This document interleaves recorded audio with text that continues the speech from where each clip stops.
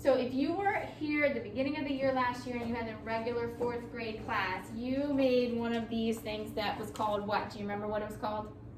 Starts with a T. Teepee? No, not a teepee. Teepee is like the little house that they live in that looks like a tent. It's called a totem pole, okay? So what we did last year was we practiced drawing the different animals, and each animal stood for it's like a symbol in Native American culture. So because it's November, we're going to be celebrating the Native American Heritage Month, just like we did last year with the totem pole, except this year we're not doing totem pole. This year we're doing a different Native American art project. So if you look up at the smart board, you can see there's a person that has, looks like a wolf skin on his head, and he's dressed in other Native American clothes, and he's holding something. Raise your hand if you know what he's holding, Blake. A dream? Dream what? Dream catcher? Yeah, dream catcher, okay? So that's what they look like. The idea behind the dream catchers is that they catch any harm that might be floating around in the air. So not like actual real things that are in the air, like a spider web catches bugs. Those are actually real things that are out either flying around or crawling around, and then they get stuck in the spider web. The dream catcher is more for things that you can't see, like bad dreams, nightmares, just like kind of like negative thoughts that you might be thinking. The dream catcher is supposed to catch them and keep them in there so that they're not, those negative thoughts aren't going to be bothering you. Okay, so that's the idea behind the dream catcher. Now, dream catchers are made from lots of different materials. So you would need the string. The string would kind of be like the spider web part of it. So all of these pieces in here are made out of string. And then they're also made with feathers and beads. And feathers and beads are actually really important items to the Native American people. So feathers symbolize trust and honor and strength and wisdom and power.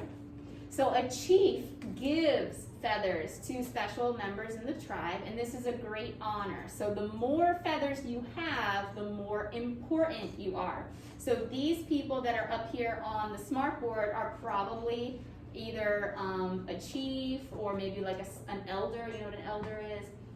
It's like an important person that kind of helps make the decisions for the tribes. So the more feathers, the more important you are to the tribe, okay?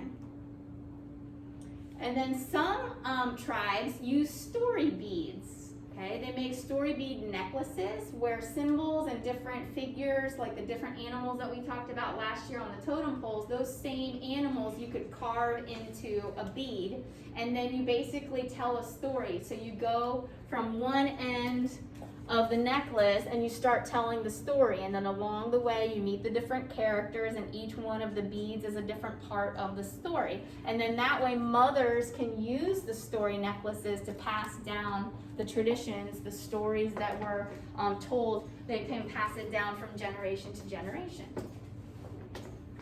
All right, so we're going to go back to the dream catchers. We're not going to actually make real dream catcher, because doing all the little like knot tying and all the little intricate things around here, that's a little bit difficult. Plus all the supplies are actually quite expensive. So what we're going to do is we are going to draw it, and I'm going to show you a little trick to help us draw the dream catcher. So let me show you what the 5th graders made last year.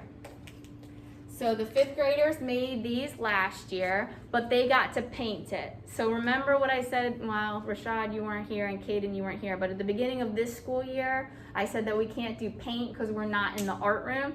So we're actually not going to be doing the like drippy paint like they did last year, but we're still gonna draw it, and we're still gonna color it, and it's still gonna hopefully turn out really cool. So the way that we're gonna do it, instead of trying to draw all these little teeny tiny designs, we're gonna have 3 circles, 1, 2, 3, that we trace. We're gonna trace the circles, and then inside each section we put a different pattern, and then it kind of tricks people into thinking that we have a dream catcher that we drew, but really we just did 3 different patterns. Okay, so it's kind of like a little trick. You're gonna use a pencil. so that if you mess up, you can erase it. But I'm gonna use a Sharpie so you can see what I'm doing. All right, so on my piece of paper, I always like to start with the biggest circle first, and you're gonna put, well, let me zoom this up. You're gonna put it up towards the top. Just leave a little bit of room up here at the top because you're gonna wanna put, like, you know how dream catchers hang? You're gonna wanna put like the little hangy part at the top. So somewhere up towards the top, and kind of center it so that you have the same amount of room on this side and the same amount of room on this side. And then hold it with one hand. Try to hold it really tightly so that it doesn't slide around, because if it slides around, then that kind of messes up your circle. All right, there's one circle, that's the big one. And if you want to, so you don't forget, just go ahead and put like a little loop up here. That's gonna be like how you hang it. And then you get your medium-sized peanut butter lid. Try to line it up as close as you can so that there's the same amount of space here and here and here all the way around. Hold it tightly with one hand and trace with the other hand. Okay? And last one, paint lid. Try to line it up right in the center. And this one's the trickiest one because it's so small. So you usually have to like trace halfway around, and then you have to hold it and slide your finger or your thumb so that you can get the other side.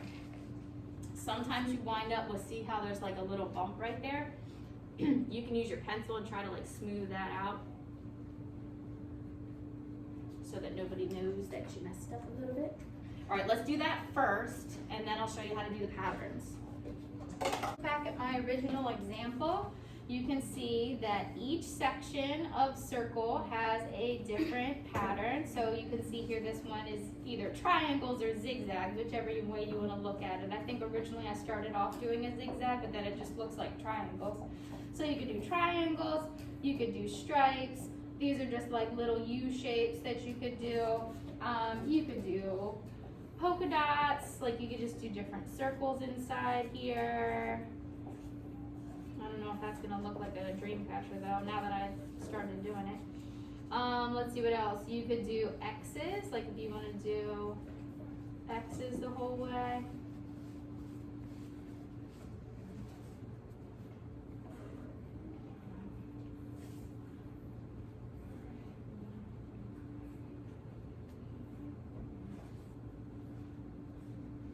That looks kind of cool. The X's going around looks kind of cool. That looks more like a dream catcher. It looks like a star